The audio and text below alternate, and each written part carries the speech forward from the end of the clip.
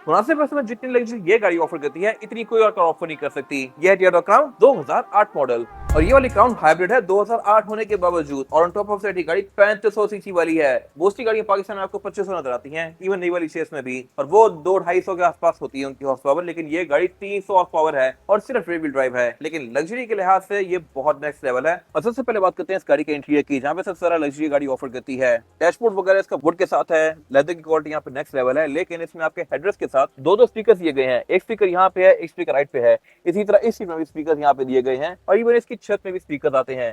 तो इसका sound system इतना अपग्रेडेड है कि इसमें जगह जगह स्पीकर दिए हुए हैं। फिर एयरबैग्स इसमें काफी सारे आते ही हैं। लेकिन ये गाड़ी 8 मॉडल है, बट सिर्फ इसका जो सेंटर कंसोल है ये आप आजकल के लेटेस्ट कार की तरह दोनों तरफ से ओपन कर सकते हैं इस तरह से। ये चीज लैंड क्रूजर में अब जाके ये 300 सीरीज में, बट इसमें 2008 में थी। फिर ये सीट जो है ये हीटेड भी हैं और वेंटिलेटेड भी। इसके कंट्रोल्स यहाँ पे दिए गए हैं, इनको मैं यहाँ से ऑन ऑफ कर सकता हूँ इस तरह से। और ये सीट्स हवा बाहर फेंकती हैं। अगर मैं यहाँ पे टिश्यू रखता हूँ तो ये उड़ेगा ऊपर की तरफ इस तरह से। मोस्टली गाड़ियों की सीट्स आजकल अंदर खींचती हैं हवा, लेकिन इसमें ये सीट्स बाहर फेंक रही हैं। और ये सीट्स हैं भी इलेक्ट्रॉनिकली एडजस्टेबल। ड्राइवर की सीट के अंदर दो मेमोरी फंक्शन आते हैं और पैसेंजर की सीट बॉस सीट है। इसको मैं यहीं से बैठ के आगे पीछे कर सकता हूँ इस तरह से। ये पिछले पैसेंजर भी बैठ के अपने पास से सीट को आगे पीछे कर सकता है इस तरह से। फिर इसमें एयरबैग्स भी बहुत सारे आते हैं, मोर ऑन दैट लेटर। और इसके सेम डैशबोर्ड वाला लेदर कंटिन्यू किया गया है डोर पैनल में भी।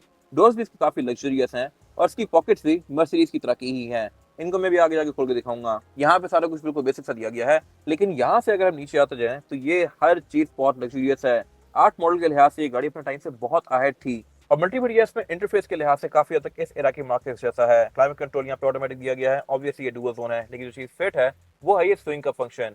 ये चीज क्राउन का सिग्नेचर मूव है और इसके एयर वेंट्स खुद स्विंग हो रहे होते हैं इस तरह से। अगर आप गौर करें तो अंदर की ग्रिल्स की मोड़ रही हैं और ये पूरी गाड़ी में पेडस्टल की तरह हवा फेंकती हैं। फिर इसमें 360 डिग्री कैमरा सेटअप भी आता है, जो कि अगेन 2008 के लिहाज से काफी अहेड था अपने टाइम से। फिर नीचे यहाँ पे पैनल दिया गया है जिसपे क्राउन का लग्जरियस सा बैच दिया गया है और ये काफी पुराना है, बट स्टिल काफी अच्छे से एज कर रहा है। फिर इसके पीछे इसके ये मल्टीमीडिया वगैरह दिए गए हैं। इसमें आप 6 डिस्क चला सकते हैं एट अ टाइम और नीचे पे ये बेसिक एस्ट्रे वगैरह आती है।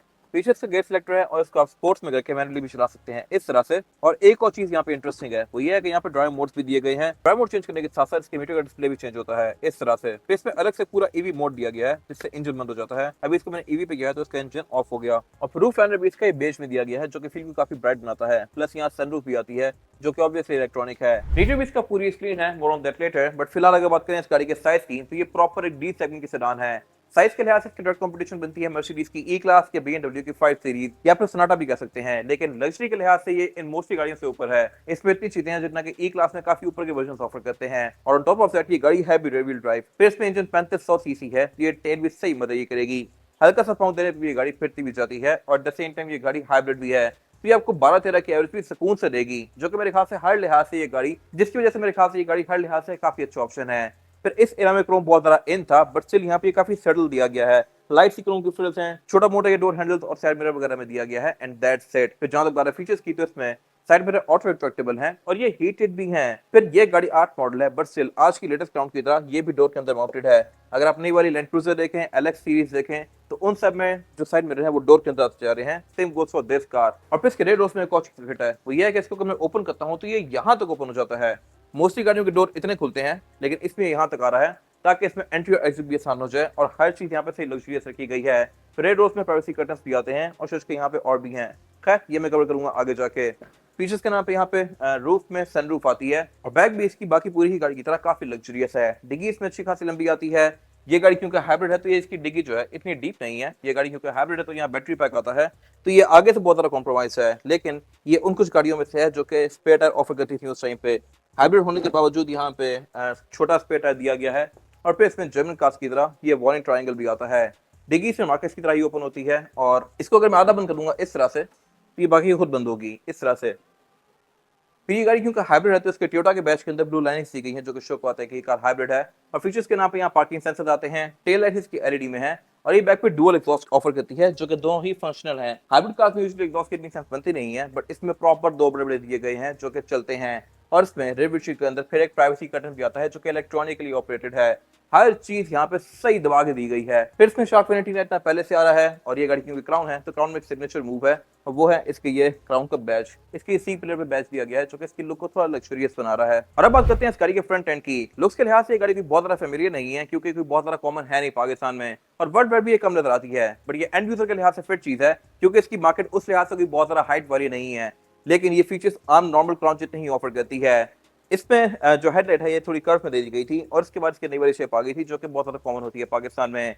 ये हेडलाइट बाइजोन प्रोजेक्शन लैंप के साथ आती है, बीम भी इसकी वाइट है और फॉग लैंप भी इसमें वाइट दिए गए हैं। और फीचर्स के नाम पे गाड़ी पार्किंग सेंसर फ्रंट और बैक दोनों पे ऑफर करती है। हेडलाइट भी इसकी ऑटोमेटिक है और वाइपर स्पेस के रेंज सेंसिंग है। फिर इसमें जो ये टोयोटा का एम्बलम है ये प्रिंटेड है क्योंकि यहाँ पे इसमें कुछ एडएस वगैरह के फीचर्स आते हैं। और यहाँ पे भी जो क्राउन बना हुआ है ये ब्लू कलर का है, ब्लू लाइनिंग के साथ है, जो कि शो को आता है कि ये गाड़ी हाइब्रिड है। फिर फ्रंट एंड भी इसका अच्छा खासा मैसिव है और बाकी पूरी गाड़ी काफी बड़ी सारी ही है, लेकिन ये गाड़ी चौड़ाई के लिहाज से भी बहुत चौड़े नहीं होती। क्राउन्स को हमेशा पतला और लंबा रखा जाता है, लेकिन जो भी लेटेस्ट शेप आई है वो काफी डिफरेंट चीज है।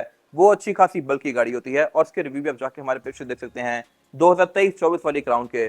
खैर बाकी यहाँ पे हाइब्रिड वगैरह की वजह दी गई है जो कि शो का बात है कि ये हाइब्रिड ट्रिम है। रिम इसमें 18 इंचेस के आते हैं और ये डुअल कॉम्बिनेशन में है, सिल्वर मैट में और फिर क्रोम की फिनिश में।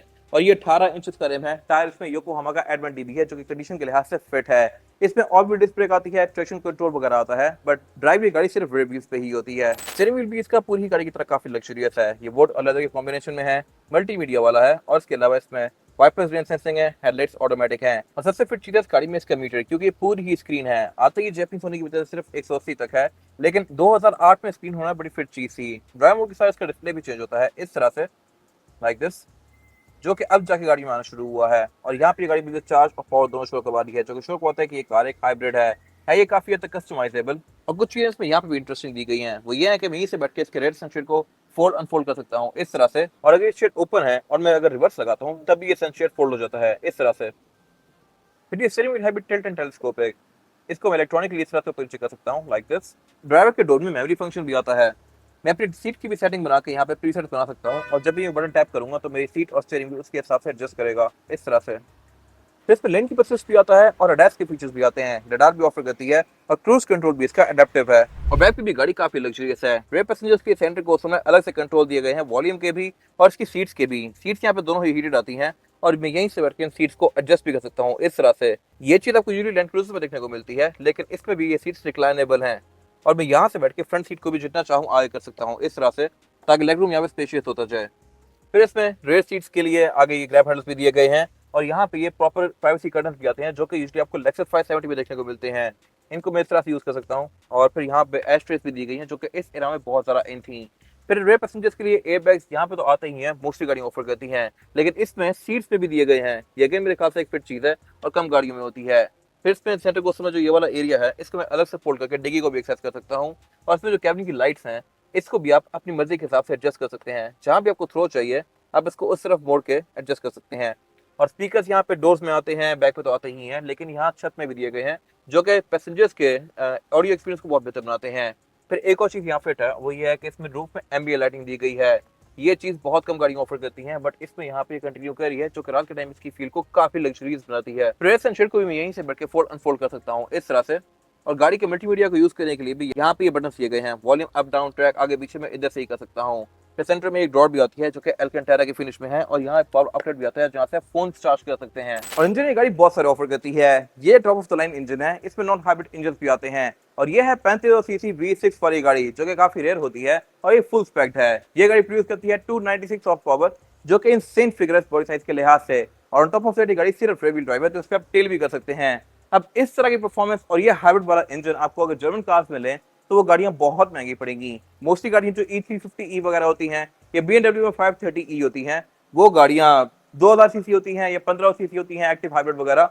बट इसके केस में ये प्रॉपर एक रोबस्ट इंजन है जो कि 6 सिलेंडर है और सही पावरफुल है। और ऑन टॉप ऑफ दैट गाड़ी टोयोटा भी है, तो ये रिलायबल भी काफी है। 12-13 की एवरेज गाड़ी आपको सुकून से रहेगी और इसके अलावा इसके पार्ट्स भी आपको पूरे पाकिस्तान में इजीली मिल जाते हैं, नहीं तो इंपोर्ट भी हो जाते हैं इजीली। फिर इसका इंजन भी काफी टाइटली और नीटली पैक्ड है और इसमें हाइड्रोलिक्स भी आते हैं, बोनट के अंदर स्टैंड भी आता है और ये सब 2008 में ऑफर किया गया था।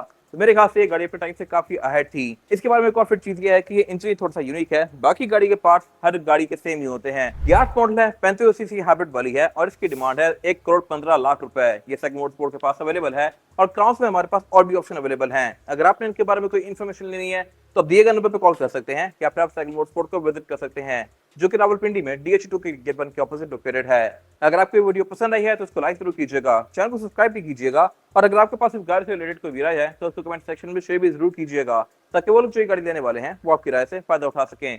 अपना ख्याल रखिएगा। Thank you.